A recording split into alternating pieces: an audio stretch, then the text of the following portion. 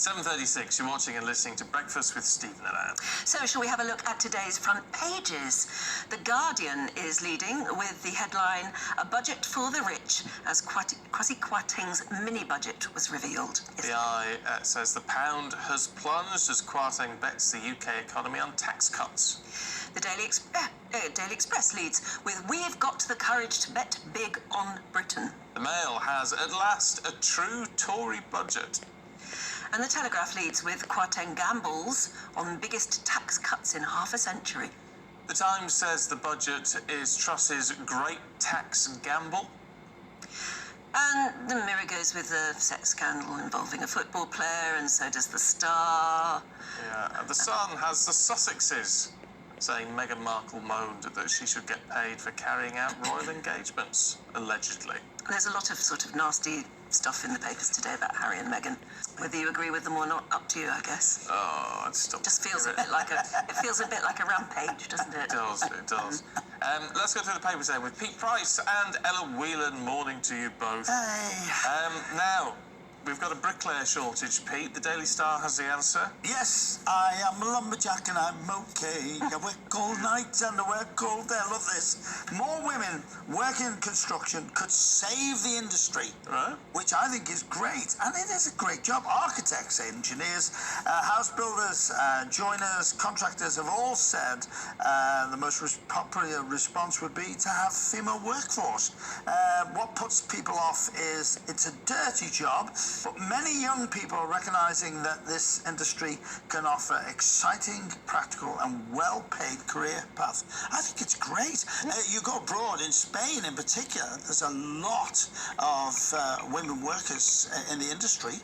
And I've just come back from Singapore. A lot of construction workers there are ladies. Why not? They're in the armed forces. I think it's great. And it is apparently a very well-paid job. Yeah, I bet it is. Yeah. I bet it is.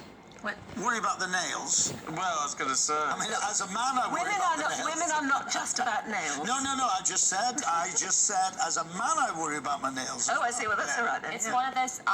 It was my first ever job working with my father, who was a builder all his life, and the things that you pick up, even just knowing how to lay tiles or knowing how to fix the back of the system when the toilet's not flushing right.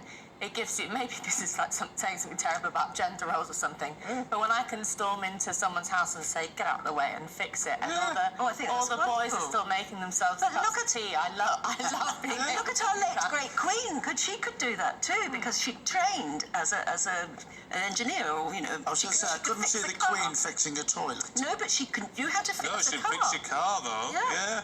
And it's because there was the training involved. It doesn't, it's not all about physically how strong you are. Sometimes it's just about knowing the business, isn't it? Yeah. No, Interesting. If we have women bricklayers, will they wolf whistle men as they walk past? Why not? Nobody's allowed to wolf whistle. That's why I mentioned it. Yeah, I think you. Yeah, why not? I built quite a few walls because my father used to insist on doing it himself, and he knew how to do it. So I've Really? I was contacted. You've been a bricklayer? Yeah, I was contacted quite recently by somebody who's moved into a house that once upon a time, many years ago, we owned.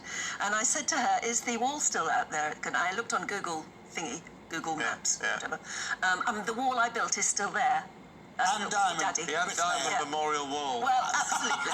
The memorial. It was only one of those mini walls, that was just meant to define the area. But it was, My dad and I used to go out to the where they make paving slabs. Yeah. And he insisted, because he was a Scot, no, not because he was a Scot, but he insisted on never buying the full, it was always seconds we bought. Nothing wrong with that. So we laid whole pathways with these seconds, so I knew how to lay a path as well. My father had a concrete works. Is that right? That's how he started working. Yeah. First day I went, and he said, "Watch out for the nails, straight through my foot." Oh. First day. Said, "You're not coming back again now." I was going to say that. Oh, blooming heck. What jobs did you do? That's what we want to hear. I worked in a shoe factory. Did you? What did you do? Wow. You know those bits where the eyelets, the metal eyelets in shoes that you put your laces in? Yeah. They all have to be put in one at a time. No. In a shoe? Yeah, and I put them in. Oh, wow. Sometimes they do go wonky, don't They do go. Sometimes they fray at the edges, don't they? The odd wonky one. There you go, yeah, shoe factory. Brilliant. Ella, to the Telegraph. Now, not wanting to speak ill of anyone who's passed away. Hilary Mantel, there's a renowned author. She's a bit posh for me. And I sort of think, do most people... I mean, get in touch, GBNEWS.uk. I sort of think, do the vast majority of people really know who Hilary Mantel is? Are they really bothered? I think they are, because, I mean, I'm coming at this bias because I loved her books on... I didn't read all of her books, but her books on Thomas Cromwell. The Wolf Hall trilogy. The Wolf Hall trilogy. Me too. I thought it was just unbelievable. I was an antisocial person for a year because I just didn't speak to anyone. I just read them. They were so consuming. And I think she has done, her talent as a writer was phenomenal, but also she really changed the landscape of literature at a certain point in which there was this boom in interest in historical fiction because she did it so well. And you now have if you go into any bookshop, there's endless novels and reproductions of, reimaginings of the Greek myths, reimaginings of this war, reimaginings of that war, and a lot of it is down to Hilary Mantel. But she's also, as the Telegraph picks up, she's a kind of a unique author in that, and maybe she's posh, but I don't think that's something to hold against her. But in that she had this quite remarkable life. She had a lot of health problems. A lot of them stemmed from the fact that she had undiagnosed endometriosis, and she had chronic health problems. She sadly died because of a sudden stroke. She was only 70. Only 70, but in interviews she was always extremely stoical about the fact that she said, well, yeah, my life is pretty hard because I've got to deal with all this stuff, but I don't care, and she carried on writing. She was also, unlike lots of other authors, quite politically opinionated, which is unusual, with mixed opinions. For example, she got into a lot of trouble for calling the Duchess of Cambridge, what does it say here, a jointed doll on which certain rags are hung. She was very nasty. Oh yes, she about was. Kate. Yes. But she's someone who's written fiction about women in roles of political power or adjacent to political power for a long time. So she had a certain position on that. She came out in support of J.K. Rowling in relation to the kind of gender trans debate, which a lot of people really supported her for. And then on the other side, she was, I would have really disagreed with her views on Brexit. She said, I hate Brexit and I'm moving to Ireland. But the kind of thing is that, unlike lots of authors who sort of say, no, don't talk to me about my political opinions, She got stuck in. She was quite brave. She had some weird opinions too, didn't she? She said what she thought, and I think it's a terrible She tragedy. hated the Thatcher years, but actually at the time she was living in Africa. But the hope is that she was in the middle of writing this new piece of historical fiction. She was working on a TV production of The Mirror and the Light, which is the last in the Wolf Hall series. I hope that there will be some kind of work done to get them into the public light, because there's so many of us waiting for them. Just in case you think that those books are not for me, too posh or whatever, just in case you really do think that, watch the dramatisation of Wolf Hall. It's on the iPlayer. Yeah. It is stunningly brilliant. I mean, stunning, gorgeous, wonderful. What do you reckon, Pete? Is it just me? Am I just a bit common? The saddest thing in my life is I read Pilgrim's Progress and of Mice and Men, and it went off books. It's the saddest thing in my life that I've not been a reader. I know I've missed out. It's never too late to, I've tried. I have word blindness. I have problems. I mean, it was a bad enough problem trying to write my autobiography, which was a bestseller. It did really well. Did you speak into a dictaphone or something? No, I used a ghostwriter, but it was me speaking, and we went through everything, and I was thrilled. And I mean, I write a column, and my column has to be checked for spelling mistakes, etc. But I know what I want to say. Audiobooks, get audiobooks. Yeah, audio.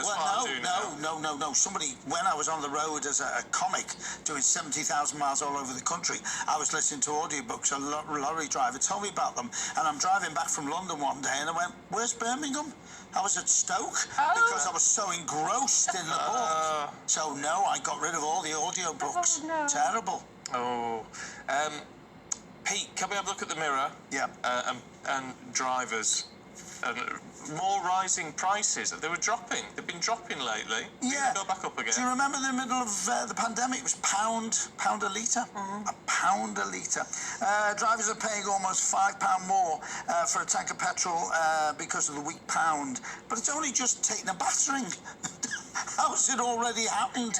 People are going to jump in once again, making money. This is what annoys me. Oh, they're very quick to put them up, put the prices up, absolutely. It makes me so cross at any chance. And there's an independent garage near me whose prices are ridiculously cheap. And if he can do it, why can't the others do it? That's what makes me cross. Yeah. I think it's terrible. And then to get a story in a headline, another petrol pounding. It's all mind-blowing. Everyone's beating each other up over heating bills and petrol pounding. What I don't understand is when I drive into London, the prices in London are about 10p a litre cheaper at the pumps than they are where I live. Have you seen how scandalous the prices are on motorways? Oh. Absolutely I'd push my car first before I went to a petrol station on a motorway. That's terrible. Hate it. Absolutely terrible. To the Times, Ella, the Home Secretary says police need to use common sense. Yes, so this is Suella Braverman coming out and carrying on with Liz Truss's kind of finger-wagging at the police that she did throughout the leadership campaign, and saying that the symbolic gestures, as it's quoted here in the Times, have to stop. So that's your kind of kneeling, taking the knee, wearing rainbow lanyards, dancing at Pride. That's the kind of thing she's talking about. That all of that stuff has to stop, and instead they have to have a focus on policing antisocial behaviour, neighbourhood crime, and something that's caught the headlines over the rest of the papers is her promise that police forces have to, as a rule, visit every single burglary, because at the moment we know that if you get your car nicked or if you get your house turned over, that actually a lot of the time it's very unlikely that police are going to come visit. And you know, there is some substantial things to this, because, for example, there are police forces who have, you know, some might say, probably I would say, wasted hundreds of thousands of pounds putting their officers through Stonewall's diversity training. There's a huge amount of time spent on, for example, making an effort to kind of colour the police's identity in terms of how their public perception and the kind of those symbolic gestures. Whereas actually, if you look at things like rape stats, if you look at things like knife crime, or that police are often nowhere to be seen. The problem with Suella Braverman's approach is that, like much of the rest of the government at the moment, it's all kind of surface level, and the idea that if you just stopped police officers from taking the knee, that everything would be fine is a nonsense. That actually a lot of police time is taken up policing online speech, looking out for what people are tweeting. We saw in the pandemic that those two police officers stood outside a supermarket with a big sign saying, "Remember that being offensive is illegal." I mean, that's the kind of thing that I want to see changed, and the Conservative government isn't going to change that, because that would mean looking at the online safety bill, the police crime courts and sentencing bill, and all the stuff that they have implemented. So it's like welcome noises. It's welcome noises from Braverman. But just simply saying stop wearing your rainbow lanyard and get back to burglaries isn't going to make any difference. Online policing is. I had a case, I won't go into it, a long case that went on for a year, and it was the police trying to find somebody who was causing major problems for me online. The cost of that must have been astronomical, but it was very dangerous what this person was doing. The point I'm making is policing has changed, and to all the older people watching, which I'm one of them, when they say we need more police on the streets, crime is not like that anymore. Seeing a policeman walking around is not, to my mind, a deterrent.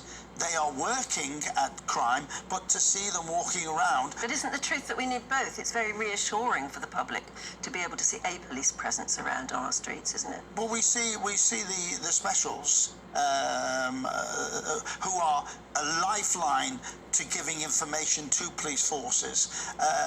But the old days of seeing a bobby on the street, like Dixon of Dock Green, crime has changed so much. We still haven't got the murderer of that beautiful little 9-year-old girl, because we all know who it is, and nobody will say, because it's snitching. It's it's very difficult. Very difficult. Look, Pete, Ella, we've got to leave it there for the time being. Thank you both very much indeed. We'll see you a little bit later on.